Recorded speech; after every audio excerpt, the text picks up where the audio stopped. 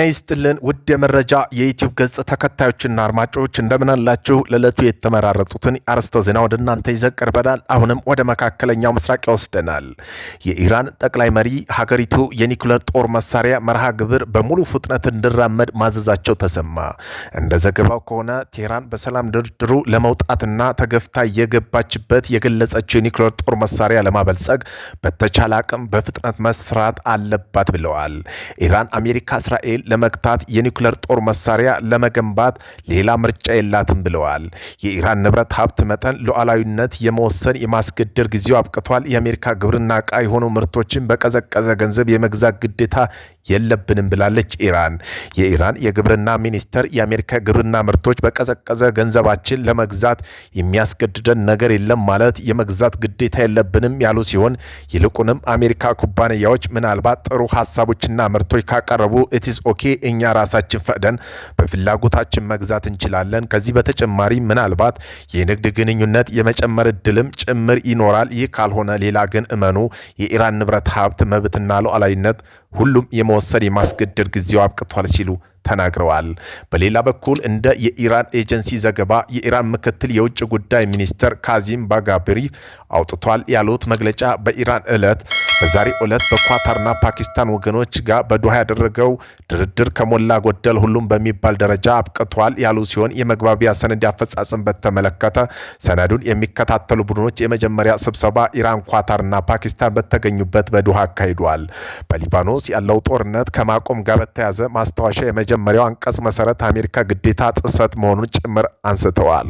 አካባቢው የአሜሪካ ኃይሎች መጠናከርና የዋሽንግተን ስጋት በተመለከተ ደግሞ ከፓኪስታን ኳታር ልዑክ ጋር ተወያይተው የመግባቢያ ሰነድ ስራዎች ግዴታ በተዋሃደ ቡድን ብቻ ሊሆን እንደሚገባና ተለይተው ሊታዩ እንደማይገባ ጭምር አጽንኦት ሰጥተዋል። አክለውም እንደ የኢራን ምክትል የውጭ ጉዳይ ሚኒስተር መግለጫ ከታገደው $6 ቢሊዮን ንብረት ውጭ ሀብታችን ከፊሉን በማውጣት በኳታር ባለስልጣን ጋር በጉዳዩ ላይ በደንብ ተወያይተናል ያሉ ሲሆን ከዚያም በተጨማሪም ደግሞ ታስረው $6 ቢሊዮን ከፊሉ ፍላጎታችን ብቻ መሰረት በማድረግ ቃለ መግዛት እንድንጠቀም ጭምር ሁሉ ተወስኗል። የመግባቢያ ሰነዱ አፈጻጸም በተመለከተ ሰነዱ በቅርብ የሚከታተሉ ቡድን አስቸኳይ የግንኙነት ጣቢያ ወይም ቦታ ነገር እንዲቋቋም ጭምር ተወስኗል ሲል አክሏል። በመረጃው መሰረት ይህ ተጨማሪ ግን ባሳለፈው ሳምንት ማለትም ከ3-4 ቀን በፊት ትራምፕ ባወጣው መግለጫ የሚለቀቀው በቀዘቀዘ ገንዘብ ኢራን ከአሜሪካ ገበሬዎች ላይ ምርት ለመግዛት ብቻ ነው የምትጠቀመው ወይም ጥቅም ላይ የሚውለው ሲል መናገሩ የሚታወስ ነው። አነጋጋሪ እርምጃ ሩሲያ በትምህርት ቤቶች የጦር መሳሪያ ስልጠና በጥፍ አሳደገ። ታዳጊ ተማሪዎች የድሮን ውጊያ፣ የእጅ ቦምብ አጠቃቀም በግዴታ እየተማሩ ነው። የሩሲያ መንግስት በሀገሪቱ የሚገኙ ሁሉም ሁለተኛ ደረጃ ትምህርት ቤቶች ውስጥ የሚሰጠው ወታደራዊ ስልጠና ድርሻ በከፍተኛ መጠን ማሳደጉን በይፋ አስታውቋል። የሩሲያ ትምህርት ሚኒስተር ሰርጌ ክራቲዮቭ እንደገለጹት የሀገራዊ ደህንነት መከላከያ መሰረተ መርሆች በተሰኘው ትምህርት አይነቱ ውስጥ ወታደራዊ ስልጠና ድርሻ ከዚህ ቀደም በነበረበት 20% በቀጥታ ወደ 50% ከፍ እንዲል ተደርጓል።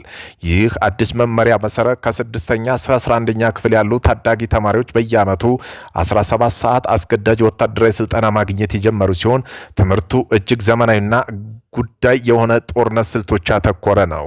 ተማሪዎቹ በተግባር ከሚሰለጥኑባቸው ጉዳይ መካከል ሰው አልባ አውሮፕላን ወይም ድሮኖች ማሽከርከርና መከላከል፣ የክላሽንኮቭ AK-47 ጠመንጃ መፍታትና መገጣጠም፣ የእጅ ቦምቦች በጦር ሜዳ ላይ በተገቢው መንገድ መወርወር እንዲሁም በጦርነቱ ወቅት የሚቆስሉ ወታደሮች የሚሰጡትን የጦር ሜዳ የመጀመሪያ ሕክምና እርዳታ በዋና ይጠቀሳሉ።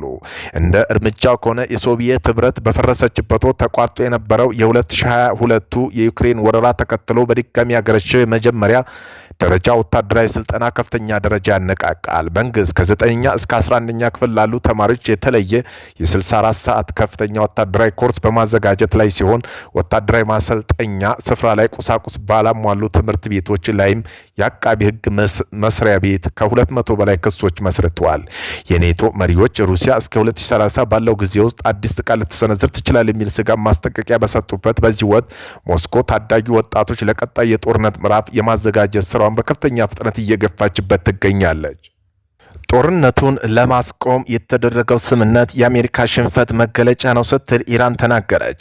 ጦርነቱን ለማቆም በኢራንና በአሜሪካ መካከል የተደረገው ስምምነት የአሜሪካ ሽንፈት መገለጫ ነው ሲሉ የኢራን ተደራዳሪ ቡድን መሐመድ ባጋሊቭ ተናግረዋል።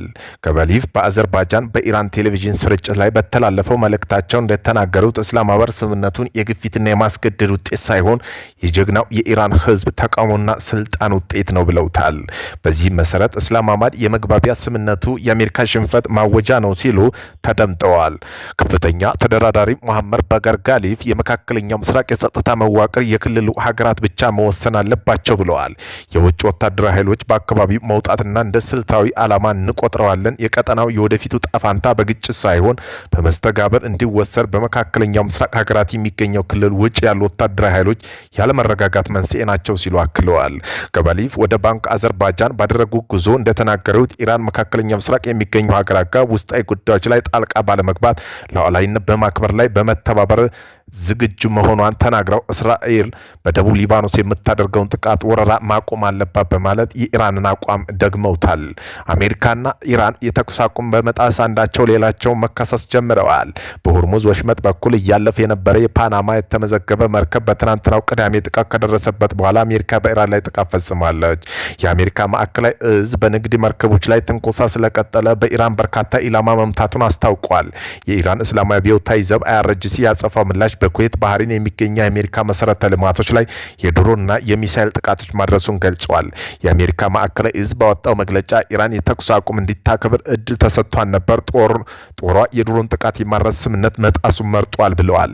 የአሜሪካ ተዋጊ ጀቶች በ10 የኢራን ወታደራዊ ኢላማ ድብደባ ማድረሱን አስታውቋል።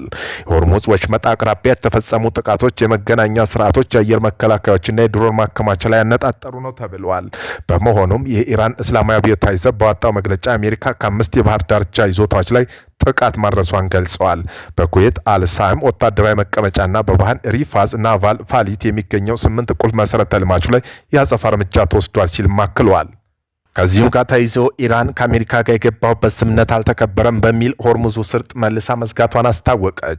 የኢራን ማዕከላዊ ወታደራዊ እዝ እስራኤል በደቡብ ሊባኖስ የምትፈጽመው ጥቃት ከአሜሪካ ጋር የተደረሰው ስምምነት የሚጥስ በመሆኑ ሆርሙዝ ስርጥን መዝጋቱን አስታውቋል።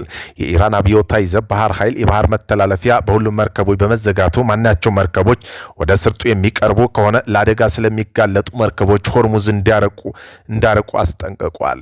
አብዮታዊ ዘቡ በሀገሪቱ ቴሌቪዥን ባቀረቡ መግለጫ አሜሪካና ኢራን ስምምነት መድረሳቸውን ተከትሎ ዓርብ ዕለት ሙሉ በሙሉ ለመርከቦች የከፈቱት ባህር መተላለፊያ ለሁሉም መርከቦች ተመልሶ ዝግ እንዲሆን አስታውሰዋል።